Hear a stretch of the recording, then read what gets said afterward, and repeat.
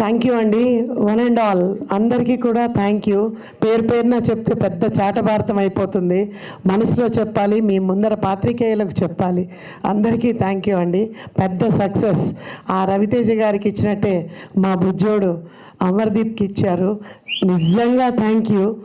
మళ్ళీ మంచి మంచి సినిమాల్లో ఇలాగే అవకాశం రావాలని ఆ దేవుణ్ణి కోరుకుంటున్నాను. నేను కూడా ప్రతి చోట అనుకుంటూ ఉంటాను, మంచి సినిమాలు ఎప్పుడు పిల్లలకి ఒక లెసన్ లాంటివి. ఏదోదో పిచ్చి పిచ్చి పాటలన్నీ పెట్టి ఏదోదో పిచ్చి పిచ్చి వీడియోలు తీసేసి జనాల మీదకి రుద్దడం తప్పండి. లేటెస్ట్గా చిన్న భవితకి మనం నేర్పియాల్సిన పాఠమే మంచి సినిమాలు, మంచి బుద్ధులు, మంచి ప్రవర్తన ఇవి రావాలి. అలాంటి సినిమా సుమతి శతకంలో కూడా అన్ని రకాలుగా మంచి చూపించారు. కుటుంబ సమేతంగా వచ్చే సినిమా ఇది. సో పిల్లలందరూ చూపించవచ్చు, పిల్లలకి పెద్దలకి ఎవరైనా సరే చూడొచ్చు, చేయొచ్చు. మంచి సినిమాల్ని ఆదరించండి, సినిమా ప్రపంచాన్ని బతికించండి. Thank you.